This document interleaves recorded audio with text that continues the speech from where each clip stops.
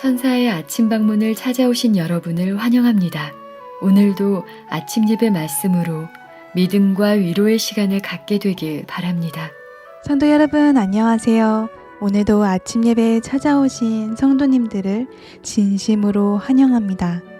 오늘과 내일은 예수님께서 제자들을 선택하신 기준에 대한 말씀을 듣겠습니다. 제자들이 예수님의 어떤 모습을 보고 따라가기로 결정하게 되었을까요? 주님을 따르는 신앙은 어떤 믿음을 받아야 하며 그 믿음으로 어떻게 살아가야 하는지 배우는 귀한 시간 되시길 간절히 바랍니다. 이제 기도하겠습니다. 하늘에 계신 하나님 아버지, 오늘도 저희를 아침 예배로 인도해 주셔서 감사합니다. 오늘은 주님을 따르기로 결단했던 제자들의 모습을 함께 살펴보려고 합니다. 이 시간 성령 하나님께서 저희와 함께 해주시옵시고 제자들이 주님을 어떻게 깨달았는지 저희도 알게 하여 주시옵소서. 저희도 날마다 주님을 더 깊이 배우기를 원하오니 말씀을 들을 때 성령의 인도하심을 따라 살아가도록 저희의 삶을 인도하여 주시옵소서. 이 모든 말씀 예수님의 이름으로 기도드립니다. 아멘. 안녕하십니까? 오늘은 예수께서 제자를 선택하시는 그 기준에 대해서 살펴보겠습니다. 예수께서 요한과 베드로 또 야곱을 처음 부르셨을 때 그들이 즉시 모든 것을 내려놓고 주님을 따르지 않았습니다. 그들은 생각하고 고민하는 시간을 가졌습니다. 그러다가 그들이 전격적으로 모든 것을 버리고 주님을 따르게 되었습니다. 어떤 일 때문에, 어떤 심령의 변화가 생겼기 때문에 그들이 풀타임으로 주님의 제자가 되기로 결정했을까요? 오늘 이 흥미있는 문제를 살펴보겠습니다. 자, 질문 드립니다. 만약 저와 여러분이 주님의 제자였다면, 그 당시 주님의 제자로 부르심을 받았다면 몇 년이나 아니면 얼마나 오랫동안 주님과 함께 하겠습니까? 하는 질문입니다. 많은 사람들이 내가 그 시대에 주님과 함께 살았다면 난 정말 주님께 가장 가까이 갔을 텐데, 십자가까지 따라갔을 텐데 그런 이야기들을 많이 하죠. 정말 그럴까요? 사실이 이 현실이 녹록지를 않습니다. 제자들은 주님을 따라가면서 여러 가지 모습을 보았습니다. 어떤 모습을 보았을까요? 주님을 메시아로 소개했던 침례 요한이 감옥에 갇히고 외롭게 죽어가는 모습을 보았습니다. 또 유대 지도자들이 끝까지 주님을 배척하면서 핍박하는 모습을 보았습니다. 이리저리 주께서 쫓겨다니는 모습을 보았습니다. 제자들의 마음이 어땠을까요? 성도 여러분, 이 제자들의 고민과 이 두려움을 가볍게 보면 안 됩니다. 제자들은 부족했고 무식했지만 적어도 그들이 갖고 있었던 고민과 두려움의 무게는 상당했던 것입니다. 만약 여러분이 제자들의 입장이라면 얼마나 오랫동안 주님을 따라다녔을까요? 이 질문은 우리 신앙의 그 바닥을 들여다보는 질문입니다. 이 모든 어려움을 감당하면서 우리가 정말 그 시대에 주님을 따라갈 수 있었을까? 조용한 시간에 한번 이 문제를 묵상해 보시기 바랍니다. 마태복음 4장 18절부터 22절입니다. 예수께서 갈릴리 해변에 다니시다가 두 형제 곧 베드로라 하는 시몬과 그 형제 안드레가 바다에 금을 던지는 것 어부라 말씀하시되 나를 따라오너라. 예수님의 부르심은 단순합니다. 나를 따르라입니다. 나를 따르라고 하시는 이유는 무엇일까요? 내게 와서 배우라는 것입니다. 성도 여러분, 주님을 영접할 뿐만 아니라 주님께 가야 하고 주님께 배워야 합니다. 이거 굉장히 중요한 것입니다. 많은 사람들이 주님을 영접하기만 하고 멀리서 주님을 믿기만 하려고 합니다. 아닙니다. 주님께 가서 배워야 합니다. 교리도 배워야 하지만 핵심은 주님을 배우는 것입니다. 주님의 겸손과 온유함을 배워야 합니다. 주께서 핍박 당하셨을 때 어떻게 견디셨는지 배워야 합니다. 주께서 어떻게 사람들을 대하셨는지 배워야 합니다. 주께서 진리를 얼마나 소중히 여기셨는지 배워야 합니다. 주께서 어떻게 가르치셨는지 배워야 하고, 주께서 십자가에 가기까지 얼마나 치열하게 거짓 복음과 싸웠는지 배워야 하는 것입니다. 이것이 주님을 배우는 것입니다. 주께서 죄를 미워하셨지만 죄인을 사랑하셨다는 사실을 우리가 배워야 합니다. 주님의 성품을 배우질 않으면요, 우리가 아무리 오래 교회 다녀도 답답하게 살게 되는 것입니다. 자, 계속해서 읽어보죠. 내가 너희로 사람을 낚는 어부가 되게 하리라 하시니. 성도 여러분, 주님께서 나를 따르라고 하시는 이유가 무엇입니까? 궁극적인 이유가 사람을 낚는 어부가 되게 하시기 위해서입니다. 그래서 이 사람을 낚는 어부가 되려면 훈련을 받아야 된다는 것입니다. 배워야 하고 훈련을 받아야 한다는 것이죠. 자, 20절. 저희가 곧 그물을 버려두고 예수를 쫓으니라. 거기서 더 가시다가 다른 두 형제 곧 세베대의 아들 야고보와 그 형제 요한이 그 붙인 세베대와 한 가지로 배에서 그물을 깁는 것을 보시고 부르시니 저희가 곧 배와 붙인을 아버지를 버려두고 예수를 쫓으니라. 자, 질문 드립니다. 예수께서 제자들을 부르시는 장면이 사복음서에 여러 번 나옵니다. 한 번에 12명을 다 부르는 것이 아니에요. 예수께서 제자들을 언제, 어떻게, 몇 번 부르실까요?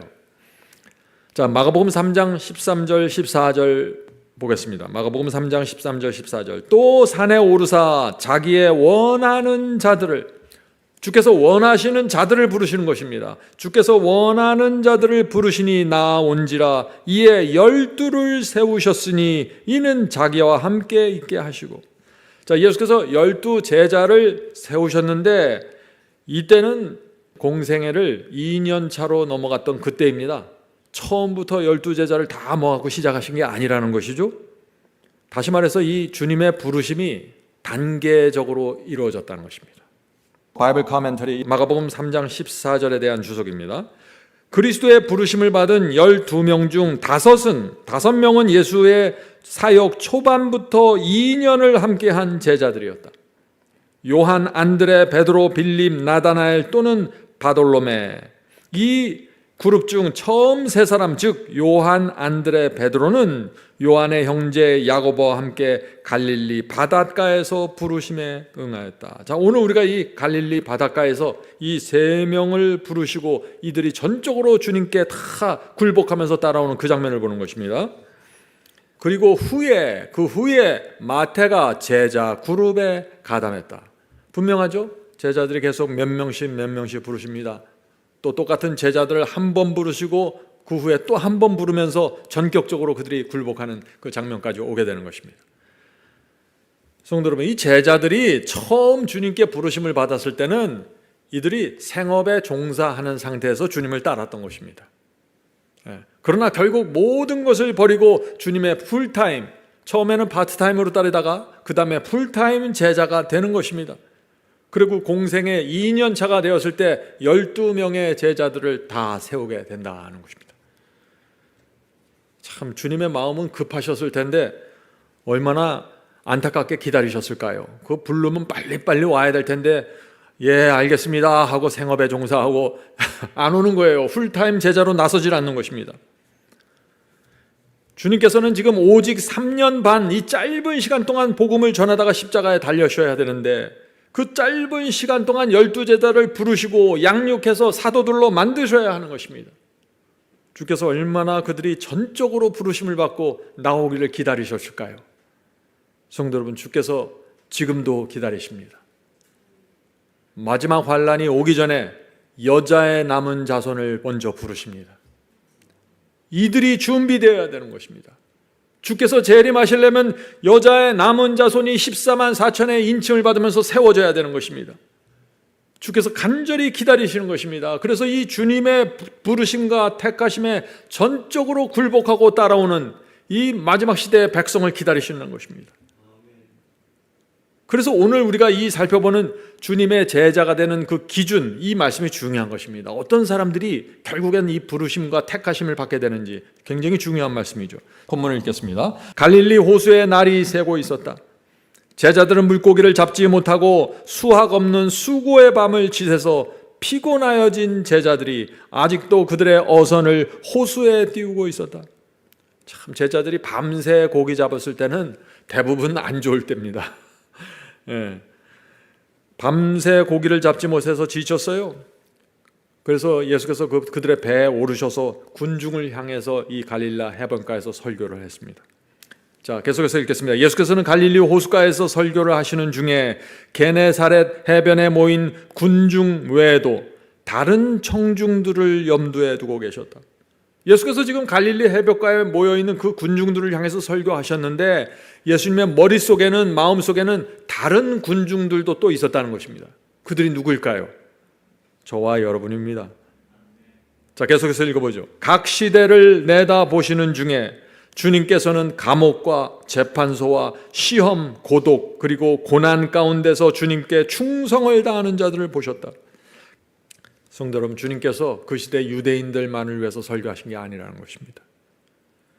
주님께서 먼 앞날에 주님의 설교를 듣는 이 사복음을 읽을 이 사람들을 향해서 설교하셨다는 것입니다. 주님을 따르는 사람들, 신실하게 따르는 사람들을 위해서 설교하신 것입니다. 고난당하고 감옥에 가고 외로운 길을 걷게 될 성도들, 마지막 시대의 여자의 남은 자손을 위해서 또 설교하신 것입니다. 성도 여러분, 잊지 마세요. 이 사복음에 나오는 주님의 모든 설교는 저와 여러분을 위해서 주어진 설교라는 것입니다. 이래야만 주님의 그 해변가에서 한 설교, 산에서 한 설교, 들에서 한 설교들이 우리 가슴에 깊이 박히게 되는 것입니다. 자, 계속해서 본문을 읽겠습니다. 설교를 마치신 후에 예수께서는 베드로를 돌아보시면서 배를 바다 쪽으로 띄워서 그물을 던져보라고 분부하셨다. 밤새 그물을 던졌는데 한 마리도 못 잡았다 그랬죠. 그러니까 예수께서 좀 희망을 주기 위해서 다시 배를 바닷가로 끌고 가서 내가 말하는 그쪽에다 그물을 던져보라 말하는 것입니다. 자, 계속해서 읽어보죠. 그러나 베드로는 낙심해 있었다. 그는 밤새도록 한 마리도 잡지 못하였다. 자, 베드로가 왜 낙심해 있었을까요? 물고기 한 마리 잡지 못해서 낙심했을까요? 그것이 아니에요. 이 말씀을 잘 보세요. 베드로가 무엇 때문에 낙담했는지. 베드로는 외로운 시간에 감방에서 홀로 괴로워하고 있는 침례 요한의 운명에 대해서 생각하고 있었다. 이 시간은 아직 침례 요한이 죽지 않았을 때입니다. 베드로가 낙담한 이유가 뭐예요? 물고기 안 잡혀서 낙담한 게 아니에요. 밤에 왜 물고기 잡으러 갔겠어요? 이미 낙담이 되었기 때문에 밤에 나가서 물고기를 잡으러 나간 거예요. 왜 낙담이 되었어요? 지금 그 시간에 감방에서 죽음을 기다리고 있는 침례 요한을 생각한 것입니다. 침례 요한을 베드로가 몰랐겠어요? 예수님께서 그를 꺼내주지 않는 것입니다. 지금 그는 예수와 그의 제자들의 앞날의 전망, 앞으로 예수님과 우리 제자들의 전망이 어떻게 될까, 이걸 생각하면 낙담이 되는 거예요. 유대 지방의 전도에서 거둔 실패, 그리고 제자들과 랍비들의 악의, 적개심 등을 상기하였다. 그리고 이제 자신의 직업까지 자기를 실망하게 됐다. 자기가 제일 잘할 수 있는 물고기 잡는 것까지 이제는 안 되는 것이에요. 얼마나 낙담이 되었을까요? 베드로는 정말 주님을 따르고 싶었습니다. 주님의 설교를 들었을 때 깊은 감동을 받았습니다. 주께서 베푸시는 이적을 볼 때 큰 용기를 냈습니다. 그런데 그렇게 따라가다 보니까 어떤 문제가 생겼어요. 주님을 따라가면 엄청난 시련이 있다는 것을 알게 된 것입니다. 침례 요한처럼 될 수 있는 것이에요. 나사렛에서 쫓겨나는 주님의 모습을 봤습니다. 메시아라면 저렇게 쫓겨날 수 없는데 깊은 낙담에 빠진 것입니다. 성도 여러분, 베드로의 낙담이 이해가 되십니까? 계속해서 읽어보죠. 베드로가 빈 그물을 주목하여 볼 때 장래는, 미래는 낙담으로 암담해 보였다. 그는 선생이여 우리들이 밤이 맞도록 수고를 하였으되 얻은 것은 없지만 말씀에 의지하여 내가 그물을 내리리이다 라고 말했다. 자, 여기서 베드로의 희망이 시작됩니다. 무엇이에요? 말씀에 의지해서입니다. 베드로가 주께서 던지라고 하곤 그곳에 그물을 던진 것입니다. 자, 어떤 일이 생겼을까요? 시몬과 그 형제가 함께 그물을 던졌다. 그들이 그물을 끌어올리려고 할 때 어획량이 너무 많아서 그물이 찢어지기 시작하였다. 그들은 할 수 없이 야곱과 요한에게 도와달라고 요청하였다. 잡은 것을 거두어 들였을 때 두 배에는 배가 두 척이 나간 거예요. 지금 두 배는 너무 많이 실려서 배가 빠질 위험이 있을 정도였다. 엄청난 물고기가 잡힌 것입니다. 베드로 물고기 전문가인데 자기 평생 이렇게 고기를 많이 잡아본 적은 없는 것이에요. 갈릴리 바닷가는 아주 맑은 호수라고 했습니다. 그래서 낮에는 그물을 안 던집니다. 왜? 물이 맑으면 배가 들어가고 사람이 보면 물고기가 다 도망가요. 다 보이니까. 그래서 물고기를 많이 잡으려면 밤에 나가서 그물을 던지는 것입니다. 그래서 이 제자들이 밤에 던진 것입니다. 그런데 한 마리도 못 잡은 것입니다. 그런데 어떻게 됐어요? 예수께서 대낮에 그물을 던지라고 하시는 것입니다. 그런데 놀랍게도 그물이 찢어질 정도로 잡혔어요. 베드로의 마음이 어땠을까요? 엄청난 양의 물고기를 잡으니 기뻤을까요? 물고기 때문에 기뻤을까요? 아니라는 것입니다. 베드로는 다른 것에 집중했던 것입니다. 자, 중요한 말씀입니다.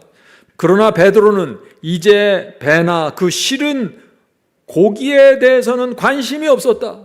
지금 그물이 찢어질 정도로 잡혔는데 전혀 관심이 없는 거예요. 그것은 무엇에 관심이 있었을까요? 그가 이제까지 목격한 어떤 이적보다도 이 이적은 그에게는 하늘의 능력의 나타남이었다.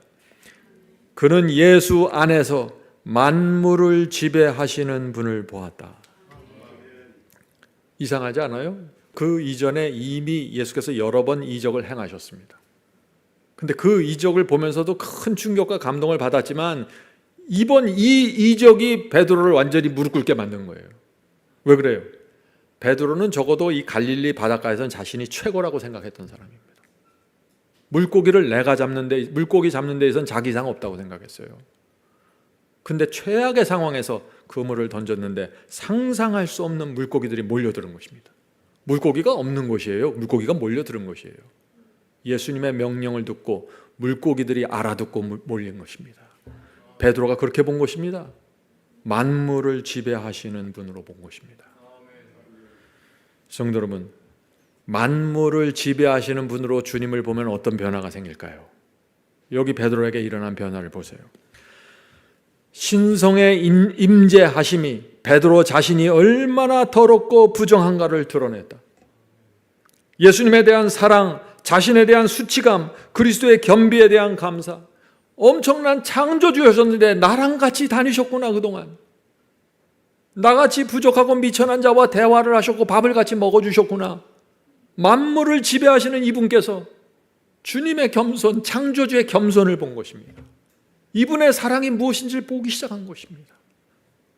그러나 무엇보다도 무한히 순결하신 분 앞에서는 자기는 깨끗하지 못하던 느낌 등이 그를 압도하였다. 무엇이 그를 압도했어요? 난 너무나 더러운 존재구나. 무가치하구나. 이분은 엄청난 거룩한 분인데.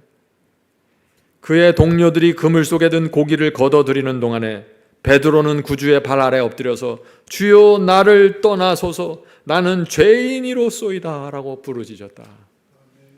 이것이 베드로가 전격적으로 자신의 모든 것을 버리고 주님을 풀타임으로 따르기로 결정한 그 순간이었습니다. 성도 여러분, 우리도 베드로의 이 깨달음을 받아야 하는 것입니다. 우리가 따르는 그분이 만물을 지배하시는 분이라는 걸 보아야 되는 것입니다. 우리가 따르는 주님께서 어떤 분인지 우리가 알면은 베드로처럼 된다는 것이죠. 내가 얼마나 더럽고 얼마나 이기적이고 교만한지, 내가 얼마나 추한지 알게 되는 것이에요. 그래서 엎드려서 회개하는 것입니다. 주여 나를 떠나소서 나는 죄인이로소이다. 이 고백을 한 이후에 베드로가 배와 모든 것을 버리고 주님을 따라갔다는 것입니다. 하나님은 만물을 지배하는 창조주십니다. 그리스도도 창조주고 성령님도 창조주입니다. 우리는 이 세 분의 창조주를 따르는 것입니다. 우리가 어떤 태도와 어떤 자세로 주님을 따라야 할까요? 이것이 제자가 되는 기준이라는 것입니다. 기준점. 오늘 말씀은 여기서 마치겠습니다. 오늘도 하나님께서 우리 발걸음을 믿음과 성장의 길로 인도해 주시길 간절히 바랍니다. 기도하겠습니다. 하늘에 계신 아버지, 우리가 반드시 창조주 하나님을 보아야 합니다. 도와주시옵소서. 우리가 아무것도 아닌 피조물이라는 사실을 보게 되어야 합니다. 주여, 저희의 눈을 떠서 창조주 하나님을 볼 수 있도록 눈을 열어주시옵소서. 선지자 다니엘의 고백이 필요합니다. 나의 아름다운 빛이 변하여 썩은 듯 하였고 나의 힘이 다 없어졌다고 했던 그 다니엘의 고백을 할 수 있도록 도와주시옵소서. 이사야의 고백이 필요합니다. 화로다, 망하게 되었도다. 나는 입술이 부정한 사람이요 만군의 여호와이신 왕을 배웠음이로다. 하나님을 만날 때 나오게 되는 이 고백이 저희 입에서도 나올 수 있도록 도와주시옵소서. 주여, 말씀을 펼칠 때마다 우주를 만드신 하나님 창조주를 묵상하기를 원합니다. 인도해 주시옵소서. 그래서 우리 자신의 부정함과 연약함과 죄됨을 보아서 주 앞에 더 가까이 갈 수 있도록 축복해 주시옵소서. 주님의 제자가 되는 것이 정말 말할 수 없는 특권임을 저희가 알게 하시고 은혜를 베풀어 주시옵소서. 예수 그리스도의 이름으로 간절히 기도드립니다. 아멘.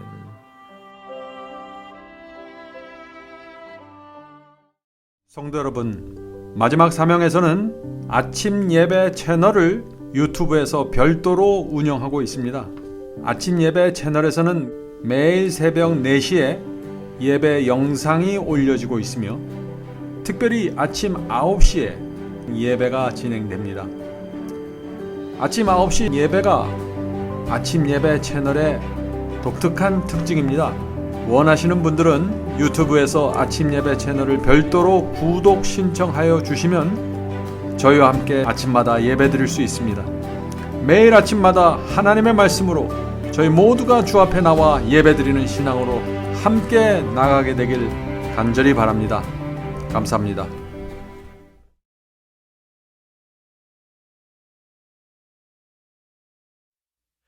주 약속하신 본향 바라보니 내 맘 평화 가득해. 이 땅 위에 지친 순례자들이 영원한 시 걷는 곳, 나 그리워하늘 맘에 사무쳐 시온 진주문 들어가려네.